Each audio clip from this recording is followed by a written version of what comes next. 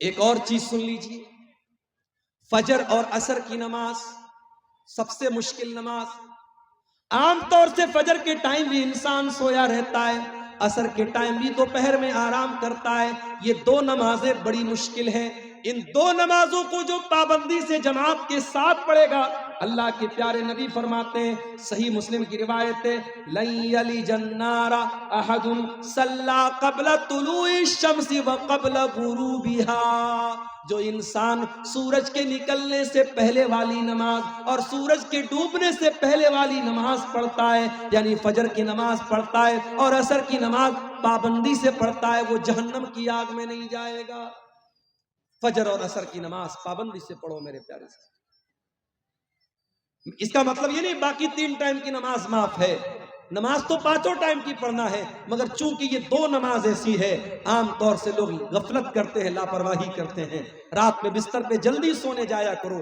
آج کل جاڑے کا موسم ہے، رات میں 10 بجے بھی اگر آپ بستر پہ گئے، 11 بجے بھی آپ گئے، 5 بجے صبح فجر کی اذان ہو رہی ہے، آپ کے پاس 6 گھنٹے بچ رہے ہیں، 7 گھنٹے بچ رہے ہیں، آرام سے آپ اپنی نیند پوری کیجئے، موبائل کے اوپر الارم لگا لیجئے اور فجر کی نماز آپ پڑھیے، اور اسی طریقے سے عصر کی نماز بھی آپ جماعت کے ساتھ پڑھیے۔ یہ 2 نمازیں آپ کو جہنم کی آگ سے نجات دلائیں گے۔ اس کے بعد اللہ کے نبی فرماتے ہیں، ظہر کی پہلے 4 سنتیں، ظہر کے فرض سے پہلے 4 سنتیں پڑھنے والا بھی جہنم سے بچایا جائے گا۔ ام حبیبہ کہتی ہیں، اللہ کے پیارے نبی نے فرمایا، من حافظ علی 4 رکعات قبل الظہر، جو ظہر کے پہلے 4 رکعت پابندی سے پڑھتا ہے، وہ 4 بعدها، اور ظہر کے بعد 4 رکعت پابندی سے پڑھتا ہے، حرمہ اللہ علی النار، اس انسان کے اوپر اللہ تعالی جہنم کی آگ حرام کر دیتا ہے۔ ظہر کے پہلے 4 رکعت اور ظہر کے بعد 4 رکعت۔ اب یہ 4 آپ اکٹھے بھی پڑھ سکتے ہیں اور 4 کو 2 رکعت کر کے بھی پڑھ سکتے ہیں۔ اچھا، سیمانچل میں آتا ہوں، لوگ یہ نہیں سوال کرتے مولوی صاحب بے نمازی کا انجام کیا ہوگا، لوگ یہ سوال نہیں کرتے کہ سود کھانے والے کا انجام کیا ہوگا، لوگ یہ سوال نہیں کرتے زنا کرنے والے کا انجام کیا ہوگا۔ ایک سوال بہت ہوتا ہے، مولوی صاحب عقیقہ نہیں ہوا ہے میرا، عقیقہ نہیں ہوا ہے میرا، میرے باپ نے عقیقہ نہیں کیا ہے، کیا میں اپنا عقیقہ خود کر سکتا ہوں؟ یا میں نے اپنے بچے کا عقیقہ 7ویں دن نہیں کر سکا، میں بچہ بڑا ہو گیا آج، تو کیا آج میں عقیقہ کر سکتا ہوں؟ عقیقہ کے بارے میں بہت سوال ارریہ میں، کشن گنج میں، پورنیہ میں، کٹیہار میں، یہ سوال بہت ہوتا ہے۔ پہلی بات تو یہ سمجھ لو، عقیقہ کے بارے میں اگرچہ حدیثوں میں بڑے الفاظ سخت آئے ہیں، بچے کے بارے میں آیا کہ بچہ عقیقے کی وجہ سے گروی رہتا ہے، مگر پھر بھی اکثر علماء کے نزدیک عقیقہ سنت ہے، عقیقہ فرض نہیں ہے۔ نماز 5 ٹائم کی پڑھنا فرض ہے، ہمیں نماز کی اتنی چنتا نہیں، عقیقہ کی بہت چنتا ہے۔ دوسری بات یہ ہے، اگر ہمارے ماں باپ نے 7ویں دن طاقت تھی اور عقیقہ نہیں کیا تو یہ ہمارے ماں باپ کی غلطی تھی۔ اب ہم اپنے ماں باپ کی غلطی کی سزا اپنے آپ کو نہیں دے سکتے۔ اگر ہمارے ماں باپ نے ہمارا عقیقہ نہیں کیا تو ان کو کرنا چاہیے تھا، انہوں نے نہیں کیا، اگر ہم خود کرنا چاہتے ہیں تو کر سکتے ہیں۔ دلیل صحیح روایت ہے، السلسلۃ الصحیحہ میں علامہ البانی نے صحیح قرار دیا ہے کہ اللہ کے نبی نے اپنا عقیقہ اپنے نبی ہونے کے بعد کیا تھا۔ اسی حدیث سے علماء نے استدلال کیا ہے، اگر کسی کا عقیقہ نہ ہوا ہو، بہتر تو یہ ہے 7ویں دن۔ اور بعض لوگ جو یہ کہتے ہیں اگر 7ویں دن عقیقہ نہیں ہوا تو پھر کبھی عقیقہ نہیں کر سکتے، وہ بات صحیح نہیں ہے۔ سنت یہی ہے، افضل یہی ہے، کوشش اسی بات کی کرو کہ 7ویں دن کیا جائے۔ اگر 7ویں دن نہیں ہو پایا اس کے بعد کبھی بھی کر سکتے ہیں۔ آپ کا اگر اپنا عقیقہ نہیں ہوا ہے اور آپ کے بچے کا بھی نہیں ہوا ہے تو پہلے آپ اپنے بچے کا عقیقہ کریں گے، کیونکہ آپ بچے کے باپ ہیں اور پہلے بچے کا عقیقہ آپ کی ذمہ داری، آپ کے اپنے عقیقہ کی ذمہ داری آپ کی نہیں۔ بچے کا کرنے کے بعد اگر آپ کو طاقت ہے تو اپنا بھی کر لیجئے۔ عقیقہ ہمیشہ چھوٹے جانور میں کیا جائے گا، بڑے جانور میں عقیقہ ثابت نہیں ہے۔ ایک ہی جانور میں عقیقہ بھی کرنا اور ایک ہی جانور میں قربانی کرنا یہ ثابت نہیں، عقیقہ کا جانور الگ ہونا چاہیے۔ قربانی کی طرح عقیقہ کا جانور بھی بے عیب ہونا چاہیے، عیب دار نہیں ہونا چاہیے، مگر ہاں قربانی کا جانور دتا ہونا شرط ہے، عقیقہ میں دتا ہونا شرط نہیں ہے۔ اگر دتا ہے اچھی بات ہے، اگر دتا نہیں ہے تو بھی عقیقہ ہو جائے گا، کوئی حرج کی بات نہیں ہے۔ میں یہ بات اس لیے بتا رہا ہوں کیونکہ اکثر جو ہے یہ سوال آتا رہتا ہے۔ اور دیکھیے یہ مولوی صاحب نے پرچی دی ہے، ایک بچے کی دستار بندی بھی کرنا ہے، بلائیے بچے کو، جلدی سے کر دیں گے اس کی دستار بندی۔ جہنم کی آگ سے بچانے والی ایک اور چیز ہے میرے پیارے ساتھیوں، اللہ کے پیارے نبی صلی اللہ علیہ وسلم نے فرمایا کہ اتقوا النار ولو بشق تمرہ، جہنم کی آگ سے اپنے آپ کو بچاؤ اگرچہ تم ایک کھجور کا ٹکڑا ہی اللہ کی راہ میں دے سکتے۔ اللہ کی راہ میں اگر ایک کھجور کا ٹکڑا دے کر اگر تم اپنے آپ کو جہنم کی آگ سے بچا سکتے ہو تو بچا لو۔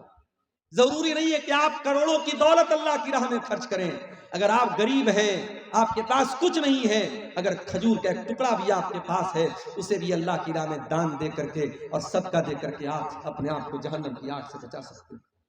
اسی طریقے سے میرے پیارے ساتھیوں، نفل روزہ رکھنے سے بھی جہنم کی آگ سے اللہ آپ کو بچائے گا۔ جاڑے کا موسم ہے، دسمبر کا مہینہ چل رہا ہے، 5 بجے فجر کی اذان ہو رہی ہے اور شام کو مغرب کی اذان بھی 5 بجے کے پہلے ہو رہی ہے، 12 گھنٹے سے بھی چھوٹا روزہ ہے، جاڑے کا روزہ ہے، جاڑے کا موسم ہے، سردی کا موسم ہے، آسان ہے آپ کے لیے روزہ رکھنا، ہو سکے تو نفل روزہ زیادہ سے زیادہ رکھا کرو۔ اللہ کے نبی فرماتے ہیں ما بن عبد یصوم یوما فی سبیل اللہ، جو بندہ اللہ کی راہ میں ایک دن کا روزہ رکھتا ہے، الا بعد اللہ بذالک اليوم وجہہ عن النار 70 خریفا، اللہ تعالی جہنم کی آگ سے 70 سال تک اس کو دور رکھے گا۔ ایک روزہ آپ رکھیں گے 70 سال تک اللہ تعالیٰ جہنم کی آگ سے آپ کو بچائے گا۔ رمضان کے علاوہ بھی میرے پیارے ساتھیوں نفل روزہ رہا کرو، کبھی کبھی سوموار کو روزہ رکھ لو، کبھی جمعرات کو روزہ رکھ لو، جمعرات کا اور سوموار کا روزہ اللہ تعالیٰ کو بہت پسند ہے، نفل روزے کا اہتمام۔ اسی طریقے سے اللہ کے خوف سے رونے والا، اس کو بھی اللہ تعالیٰ جہنم کی آگ سے بچائے گا۔ اللہ کے نبی فرماتے لا یلج النار رجل بکا من خشیت اللہ، جو انسان اللہ کے خوف سے روتا ہے، جس کی آنکھوں سے اللہ کے خوف سے آنسو بہتے ہیں، وہ انسان بھی جہنم کی آگ میں نہیں جائے گا۔ جہنم سے بچنا ہے، کبھی کبھی رات میں اٹھ کر کے اللہ کی بارگاہ میں آنسو بہایا کرو، اللہ کے سامنے رویا کرو۔ جو آنکھیں اللہ کے خوف سے روتی ہے میرے پیارے ساتھیوں، ان آنکھوں کو اللہ تعالیٰ جہنم کی آگ سے بچاتا ہے۔ اگر آپ بیٹیوں کے باپ ہیں، چھیلی ہے آپ کے گھر میں، لڑکی ہے، بیٹی ہے، آپ اس کی پرورش کر رہے ہیں، یہ لڑکی آپ کو جہنم کی آگ سے بچانے کا ٹکٹ لے کے آئی ہے۔ اللہ کے نبی فرماتے ہیں جس کو 3 بیٹی ہو، جس کو 3 بہن ہو، یا 2 لڑکی ہو 2 بہن ہو، اور ان لڑکیوں کے بارے میں وہ انسان اللہ سے ڈرتا ہو اور ان لڑکیوں کے ساتھ اچھا سلوک کرتا ہو، وہ انسان جنت میں داخل ہوگا، اور وہ بچیاں اپنے ماں باپ کو جہنم کی آگ سے بچائیں۔ بیٹی والوں، یہ نصیب کی بات ہے، اللہ نے آپ کو بیٹی کا باپ بنایا ہے، اپنی بیٹیوں کی صحیح پرورش کرو۔ اور آخری چیز سن لیجئے، کبھی اگر آپ کے مسلمان بھائی پر جھوٹا الزام لگے، آپ کے کسی مسلمان بھائی پر جھوٹی تہمت لگے، تو اپنے بھائی کا ڈیفنس کرنا، اپنے بھائی کا بچاؤ کرنا، اپنے بھائی کا دفاع کرنا، یہ چیز بھی آپ کو جہنم کی آگ سے بچاتی ہے۔ اللہ کے پیارے نبی فرماتے ہیں من رد عن عرض اخیہ، جو اپنے مسلمان بھائی کی عزت کو بچاتا ہے، اپنے مسلمان بھائی کا دفاع کرتا ہے، رد اللہ وجہہ عن النار یوم القیامہ، اس انسان کے چہرے کو اللہ تعالیٰ جہنم کے دن، قیامت کے دن جہنم سے آزاد کرے گا، جہنم سے بچائے گا۔ میرے پیارے ساتھیوں، یہ چند اعمال ہیں جو جہنم کی آگ سے آپ کو نجات دینے والے ہیں۔ میرے بعد بنگلہ زبان کے بہت ہی میٹھے مقرر حضرت علی صاحب کا بھی خطاب ہونے والا ہے۔ چونکہ آپ جانتے ہیں مدرسے کا جلسہ ہے، اور مدرسے کا جلسہ آپ کے اس علاقے میں چندے کے لیے ہوتا ہے۔ میرے ساتھ کچھ مجبوریاں ہیں، مجھے نکلنا ہے، میں اسٹیج پر پہلے ہی آ گیا تھا، لیکن چونکہ مولانا حسین سلفی صاحب چندہ کر رہے تھے، مناسب نہیں تھا ان کو روکنا۔ آپ چندے کا سلسلہ نہیں روکیں گے، حضرت علی صاحب جو آ رہے ہیں ان کے ہاتھ پر بھی آپ مدرسے کے لیے تعاون دیتے ہوئے جائیں گے۔